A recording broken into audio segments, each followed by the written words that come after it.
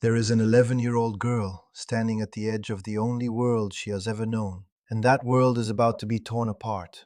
It is 1804 in the Sahel region of what is now northern Nigeria, and the harmattan wind is blowing fine Saharan dust across a flat, scrubby landscape of acacias and baobab trees. And this girl, her name is Nana Asma'u, is watching her father do something that no one in this part of the world has done in over 1,000 years. He is walking out of the kingdom of Gobir with his family, his students, and his followers behind him, and he is not looking back, and the people around him are calling it a Hijra, an emigration, a conscious and deliberate echo of the Prophet Muhammad, peace be upon him, leaving Mecca for Medina 12 centuries earlier.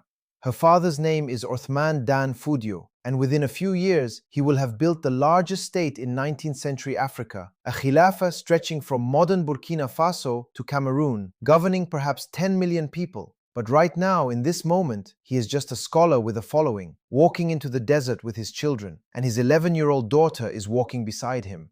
She does not yet know that she will grow up to become one of the most important women the African continent has ever produced, that she will write in 4 languages, advise khalafa, document wars in poetry, and build an educational network for women that will still be operating 200 years after her death. None of that is visible yet. Right now, she is just a girl, watching her father start a revolution. Now, to understand what happens next and why it matters, we need to talk about the world that Asma was born into, because it was a world of contradictions, a place where Islam had been present for centuries, but where the practice of it had become, in the eyes of scholars like her father, almost unrecognizable. The region we are talking about is called Hausaland, and it was dominated by a collection of powerful city-states, Kano, Katsina, Gobir, Zaria, and others, each ruled by its own king, each with its own army, its own markets, its own complex social hierarchy. And these were not small backwater towns. Kano, by the 18th century, was one of the largest cities in sub-Saharan Africa, with tens of thousands of inhabitants, famous dye pits producing indigo cloth so deeply blue-black that it literally rubbed off on the skin of the people who wore it, and leather goods that were exported across the Sahara and sold in North Africa, where European merchants bought them and called them Moroccan leather without ever knowing where they actually came from. These kingdoms were nominally Muslim. Islam had arrived through the trans-Saharan trade networks centuries earlier. The ruling classes had adopted it. They had built mosques. They patronized scholars. But underneath that surface, the actual practice of religion was, to put it gently, complicated. The common people performed their prayers, but they also participated in Bori spirit possession cults. They venerated sacred trees and rocks. They consulted spirit mediums. And the rulers used Islam when it was politically convenient and ignored it when it was not, taxing their subjects in ways that had no basis in Islamic law, and forcing Muslims into military service against other Muslims, which was a clear violation of Islamic principles. And this is the world that Uthman Dan Fodio looked at and said, this is not right, and this has to change. Now, the physical reality of this place matters for understanding the story. What the landscape actually looked like, what it felt like to live in it. The Sahel. The word comes from the Arabic for shore or edge, and that is exactly what it is. The edge of the Sahara. The shoreline where the desert meets the savanna. The terrain is flat, stretching to the horizon in every direction, dotted with thorny acacias and the enormous ancient baobab trees with their swollen trunks that can be 30 feet in diameter. Trees so old that they serve as landmarks and meeting points and even storage spaces for grain. The soil is red laterite, and in the dry season, which lasts from October to May, everything is brown and parched and coated in a fine layer of dust that the harmattan wind carries down from the Sahara, and temperatures regularly exceed 40 degrees Celsius. And in the hottest months before the rains come, it can reach 45 degrees or more. The air shimmers, the horizon wobbles, and everything that lives in this landscape has learned, one way or another, to endure. This is the world in which a revolution was about to begin, and in which an 11-year-old girl was about to begin a journey that would last her entire life. Dan Fodio was a Fulani scholar from a family of itinerant Islamic teachers, and for 20 years before the revolution ever started, he simply walked from town to town and preached. He was not a warrior, he was not a politician, he was a man with a message, and his message was straightforward. Purify your practice of Islam. Stop mixing it with things that do not belong, and, this is crucial, educate your women. Because Dan Fodio was adamant, absolutely adamant, that the neglect of women's education was one of the great corruptions of Hausa society. He wrote about it explicitly. In his work Nurul Albab, The Light of the Intellect, he said, and I want to give you his actual words here, Muslim women, do not listen to the speech of those who are misguided and who sow the seeds of error in the land. They say that women should not be educated. This is nothing but the religion of men who deceive people. He condemned men who kept their wives, and these are his words, ignorant like domestic animals, while educating their sons. And his argument was grounded in something very simple, the hadith of the Prophet Muhammad, peace be upon him, that says, seeking knowledge is obligatory upon every Muslim. And Dan Fodio insisted that every Muslim meant exactly what it said, every Muslim, male and female, without exception. And he did not just preach this, he practiced it in his own household. His wife Maymuna was educated, his co-wife Hawa was a scholar, his daughter Khadija was a teacher, and his youngest daughter Asma, the girl we are following, grew up in what was essentially a mobile university, a household where men and women of all ages studied together, where learning was not a privilege reserved for a select few, but the very atmosphere of daily life. And this is important because it means that Asma's education was not an accident, and it was not an exception. It was the product of a deliberate philosophical commitment, backed by Islamic argument and practiced daily. She grew up hearing her father teach and watching her mother study, surrounded by books and debates and the quiet scratch of reed pens on paper. And by the time she was old enough to hold a pen herself, she had already absorbed a worldview that would have been radical in almost any society on earth at that time. The conviction that a woman's mind was not a decorative accessory, but a responsibility, an obligation, a trust from God that had to be cultivated and used.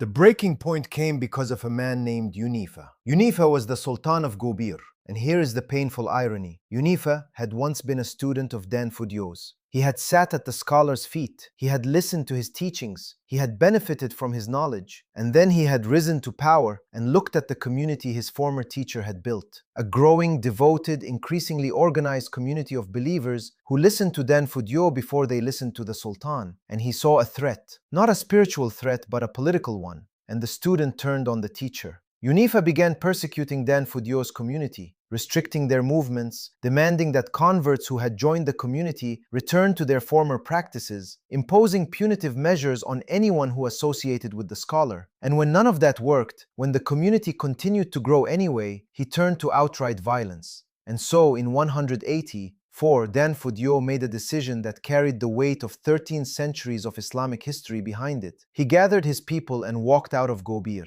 the Hijra. And just as the Prophet's Hijra from Mecca to Medina marked the beginning of the Islamic calendar, Dan Fodio's Hijra marked the beginning of something new in West Africa. His community declared him Amirul Mu'mineen, commander of the faithful, and the Sokoto Jihad began. Now, we need to be careful with the word jihad here, because in the modern imagination, it conjures images that do not match what happened in the early 19th century Sahel. This was a reform movement that became a war, a community of scholars and students who took up arms because they were being persecuted, and who then, over the course of the next several years, overthrew the Hausa kings one by one and established the Sokoto Caliphate, which at its height was one of the largest states in Africa, stretching across an area roughly comparable to Western Europe.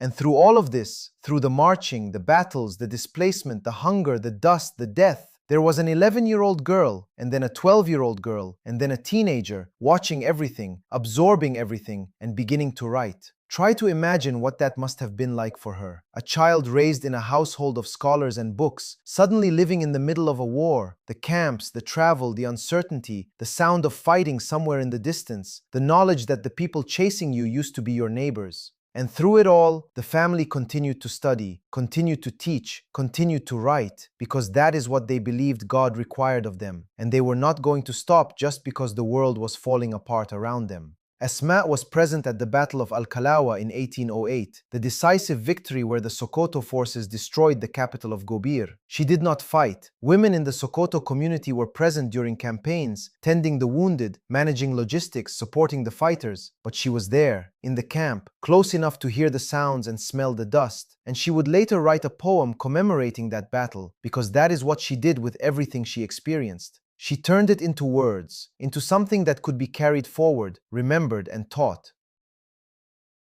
After the jihad succeeded and the Sokoto Caliphate was established, Asma entered a new phase of her life. She married Ghadad Dani Lima, who became the wazir, the chief minister of the Khilafah, under her brother Muhammad Bilu, who had succeeded their father as Khalifa. And this marriage was not incidental to her story. It placed Asma at the very center of political power, with direct access to the seat of government. And she used that access not for personal gain, but for influence, advising her brother on matters of state and Islamic jurisprudence, serving as a bridge between the caliphal court and the women of the community who had no other voice in the halls of power.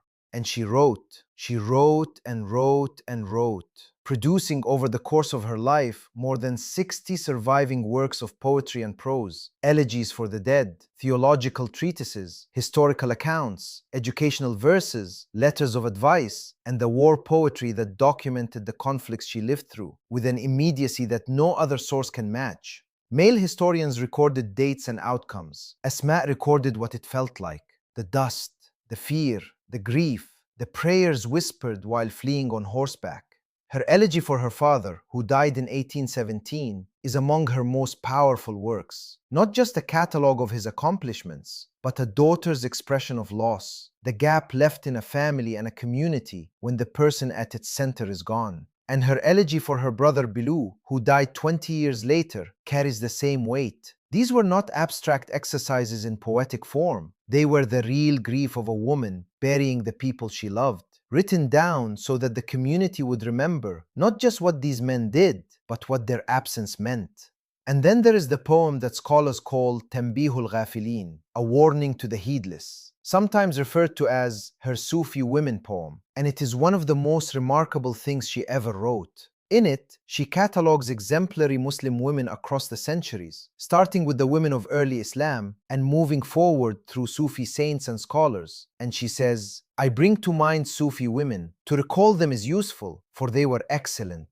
And what she is doing in that poem is building a genealogy, a lineage of female scholarship and spiritual authority within Islam, to show that the education of women is not an innovation or a foreign import, but a tradition stretching back to the very beginning. She is telling the women of her community, you are not the first. You are not alone. You stand in a line that goes back to the companions of the Prophet himself, peace be upon him. And what I am asking you to do is not new. It is a return to something that was always supposed to be yours.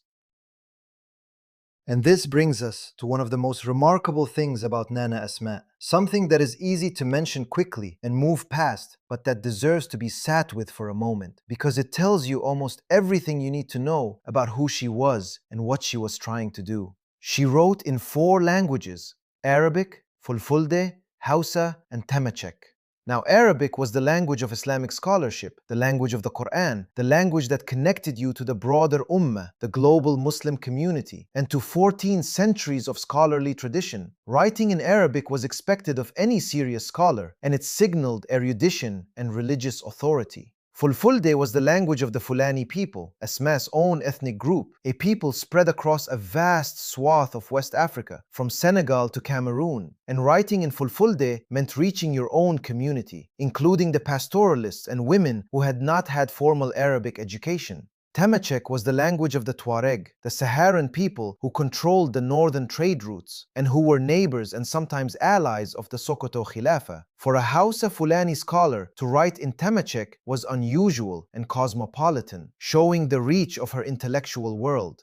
But the 4th language is the one that matters most for this story: Hausa, the lingua franca of the region, the language of the markets and the farms and the kitchens, the language spoken by millions of ordinary people who would never read an Arabic manuscript in their lives. And writing in Hausa was a radical choice, a deliberate decision to reach the common people, and specifically to reach common women, the farmers' wives, the mothers, the women who were raising children and grinding millet and had no time or opportunity to attend a formal school. And there is a parallel here that is worth pausing on, because what Asma and her family were doing in early 19th century West Africa is strikingly similar to what happened during the Protestant Reformation in Europe. when Martin Luther translated the Bible into German and William Tyndale translated it into English. The idea that if your goal is to actually educate people, you have to meet them in their own language. And anyone who insists on keeping knowledge locked behind a language that ordinary people cannot access is not protecting scholarship. They are protecting their own privilege. And the Hausa poems, written in Ajami, which is Arabic script adapted to write the sounds of the Hausa language, were the key to everything that came next. Because it was these poems, these Hausa language verses, with their regular rhythms and their accessible vocabulary, that would become the curriculum for the most ambitious educational project of Asma''s life. But we are not there yet. First, war came home one more time. In 1836, when Asma was in her early 40s, war came to her directly in a way it had not before. A coalition of enemies attacked from the direction of Guandu, and the fighting came close enough that Asma and other women of the caliphal family had to flee their homes. She later wrote about this experience in a poem called Wiqrughway, the Song of the Circling, and the images in it are vivid and immediate in a way that no second-hand historical account can match. The chaos of the flight, the dust rising in clouds behind the horses, the noise of fighting somewhere to the east, the families being separated in the confusion, women being carried in litters while trying to hold on to children, not knowing if the men they had left behind would still be alive when the running was over. She described what it was like to ride through war zones on horseback. A woman in her 40s surrounded by chaos and dust and the sound of weapons. And she turned that experience, that fear and that grief into poetry. And the elegies she wrote for the fallen are among the most important primary sources we have for the military history of the Sokoto Caliphate. Not because they record troop movements and dates, men wrote those accounts, but because they record what the human cost of those movements felt like. The specific names of the men who did not come home, the specific grief of the families who lost them. She was, in a very real sense, the war correspondent of the Sokoto Caliphate, except that instead of dispatches, she wrote poems. And instead of a newspaper, her audience was a community that needed to remember its dead. And then, in 1837, her brother Muhammad Belu, who had been Khalifa since their father's death in 1817, who had relied on Asma as a political advisor and intellectual companion for 2 decades, died. And the Khilafah plunged into a succession crisis and civil war. And the community that Asma's father had built, the community she had watched being born when she was 11 years old, was tearing itself apart. And it is in the aftermath of that crisis, in approximately 1838, in a moment of collective trauma and social fracture, that Nana Asma' does the thing for which she will be most remembered. She does not pick up a sword, and she does not write a letter to the new Khalifa offering her political advice, although she had done both of those things in different ways before. Instead, she builds a school, except it is not a school, not in any way that anyone had ever conceived of one before.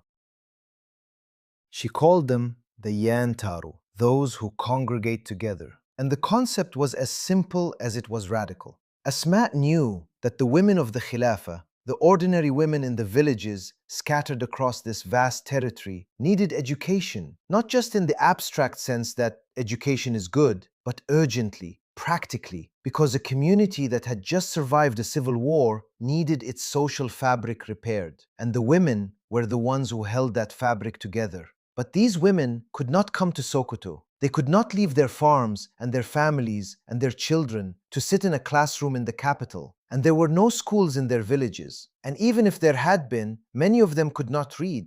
So Asma sent the school to them.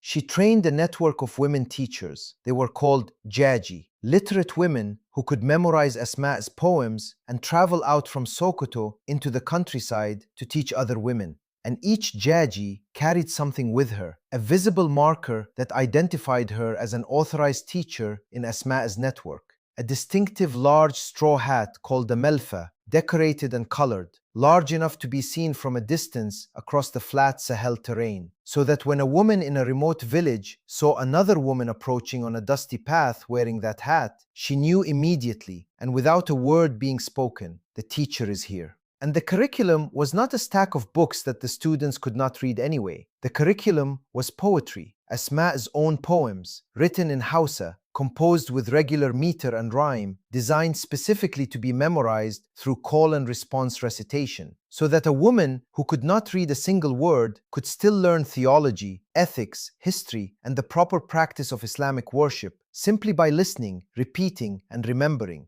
The poems taught Tawheed, the oneness of God, and they taught how to perform wudu and salah, and they taught the life of the Prophet Muhammad, peace be upon him, and they taught the history of the Sokoto community itself, so that women would know who they were and where they came from. And I want you to picture what this actually looked like on the ground. Because the reality of the Yan Taru was not a grand institution with a headquarters and a budget. It was a woman walking alone down a dusty path in the Sahel heat, wearing a large straw hat with a distinctive coloring that could be seen from a distance, carrying no books because her students could not read books, carrying instead a head full of memorized poetry, walking for hours, sometimes an entire day, between one village and the next. And when she arrived, the women of the village would see the hat and know what it meant. And they would gather in a courtyard, in the shade of a baobab tree, in whatever space was available. And the jaji would begin to recite. And the women would repeat after her, line by line, verse by verse, until the words were no longer the jaji's words, but their own, carried in their own memories, ready to be passed to their daughters and their neighbors and anyone else who wanted to learn.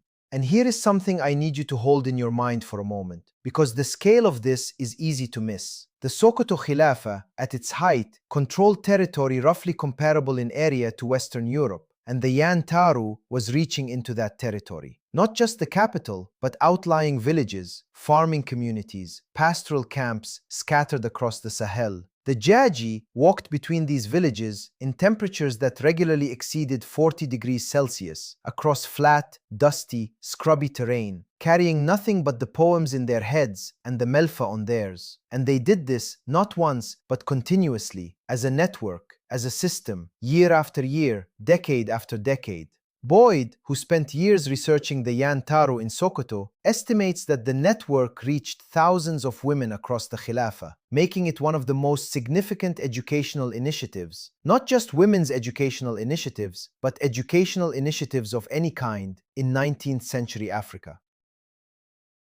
And I want to put this in context because it matters. In 1838, the same year Asma'u was building the Yan Taru, women in England could not attend university. They would not be admitted to Cambridge until 1869, and even then, they would not receive actual degrees until 1948, more than a century later.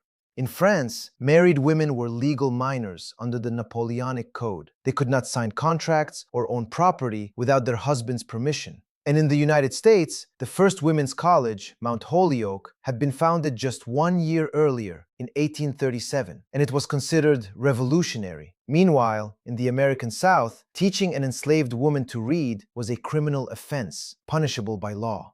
And in Sokoto, a Muslim woman was running a network of itinerant teachers, reaching into rural villages across a territory the size of Western Europe, using poetry composed in multiple languages to educate ordinary women in theology, history, and ethics.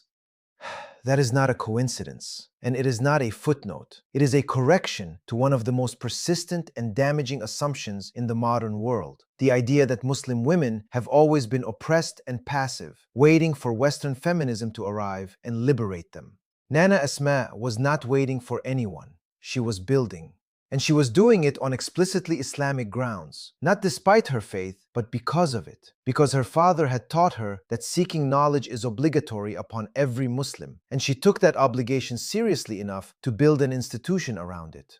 And this is not about claiming that everything was perfect in the Sokoto Khilafah, or that 19th century West Africa was some kind of utopia for women. It was not. And any honest account of history has to acknowledge the complexities and the contradictions that existed alongside the achievements. But what Asma'u's story does is demolish the simplistic narrative that the history of women's education is a straight line from Western ignorance to Western enlightenment, and that non-Western women were just standing around waiting to be rescued. The history is far more complicated than that, and far more interesting. And Asma'u's story is one of the most powerful illustrations of that complexity that I have ever encountered. And there is something else here that I think gets overlooked when people tell this story, which is the sheer ingenuity of what Asma'u designed. Her poems were not just beautiful, they were engineered, using regular meter and consistent rhyme schemes so that the sounds would stick in the memory. some using acrostic structures, where the first letters of each line spell out a word or phrase, giving the listener a mnemonic anchor, written in Hausa so they could be understood by the people they were meant to reach, and structured for call and response, so that a jaji would recite a line and the students would repeat it. And within a few sessions, an illiterate woman in a village 3 days' walk from Sokoto could recite from memory a poem that taught her the fundamental principles of her faith. This is poetry as technology. This is verse as infrastructure. Asma understood something that many educators in many centuries have failed to grasp, that information is useless if it cannot travel. And the most portable container for knowledge ever invented is not a book or a scroll or a tablet. It is a song. It is a poem with a good enough rhythm that it memorizes itself and passes from one voice to the next without ever needing to be written down. And the content was not vague or decorative. Some poems walked women through the steps of wudu and salah, while others explained the fundamental principles of tawheed in language that a farmer's wife could understand and repeat. Still others told the life of the Prophet Muhammad, peace be upon him, and others still told the history of the Sokoto community itself, who they were, where they came from, what they had fought for, and why it mattered. Because Asma understood that a community that does not know its own story is a community that cannot hold itself together. The poems existed in two forms simultaneously, written down in Ajmi script by Asma herself, preserved as master copies, and then spoken, recited, memorized, and transmitted orally by the jaji and the women they taught, creating a bridge between the literate scholarly class and the illiterate majority that was elegant in its simplicity. You did not need to be able to read to participate in the knowledge economy that Asma had built. You only needed to be able to listen and remember, and the poems were designed to make remembering as easy as possible. Nana Asma died in 1864 in Sokoto at the age of approximately 71. She had outlived her father by 47 years, her brother by 27, and she had lived through the founding of the Khilafah, its consolidation, civil war, and stabilization, writing over 60 works of poetry and prose in 4 languages, advising khulafa, documenting wars, mourning the dead, and building an educational system that reached thousands of women across one of the largest states in 19th century Africa. But the remarkable thing is not that she did all of this. The remarkable thing is what happened after she died. The Yan Taru continued without her. The jaji kept walking, the poems kept being recited, the malfahats kept appearing on dusty paths in remote villages. And when the British conquered the Sokoto Khilafah in 1903, almost 40 years after Asma's death, the colonial authorities did not even notice the Yan Taru because it operated in women's domestic spaces, below the radar of the colonial administration. The British were concerned with political control and tax collection, and the network of women teaching other women through memorized poetry was invisible to them, which is exactly why it survived. And it did not just survive the colonial period, it survived independence, it survived military coups, it survived the social upheavals of the 20th century. Women in Sokoto today, right now, in the 21st century, still gather to recite Nana Asma'u's poems, passed down orally from mother to daughter and teacher to student for nearly 200 years, a living chain of transmission that has never been broken. And I want to come back to where we started, because I think the ending of this story only makes sense if you hold the beginning in your mind at the same time. There was a girl, 11 years old, walking into the desert beside her father. The Harmattan wind was blowing dust across the Sahel, and everything she had ever known was behind her, and ahead of her was nothing but uncertainty and heat and the long, slow work of building something new from nothing. And she lived through all of it. The war, the victory, the building of a khilafah, the death of her father, the death of her brother, civil war, another war, and the quiet years between the wars, when she sat in her courtyard in Sokoto and wrote poem after poem after poem. And when she looked at the world around her and saw that the women of her community were being left behind, she did not write a treatise arguing that someone else should fix it, and she did not wait for an institution to be built. She built one herself, out of nothing but poetry and a network of women willing to walk. And perhaps the most remarkable thing about this story is not the 4 languages, not the 60 works, not the Yan Taru itself, but the fact that the thing she built turned out to be indestructible. Empires fell, governments changed, the British came and went, Nigeria was born and reinvented itself again and again, but a network of women carrying knowledge in their heads, walking from village to village with a straw hat and a poem that, it turns out, is something that cannot be burned, cannot be banned, cannot be conquered, and cannot be forgotten. 200 years later, women in Sokoto still gather to recite her words, passed from mother to daughter and teacher to student, in an unbroken chain of voices stretching back to a courtyard in a walled city in the Sahel, where a woman who spoke 4 languages and advised khulafa and survived wars sat down with a reed pen and wrote poems simple enough for anyone to remember and powerful enough to outlast everything. And it all started with an 11-year-old girl walking into the desert, carrying with her the one thing that no one could ever take away: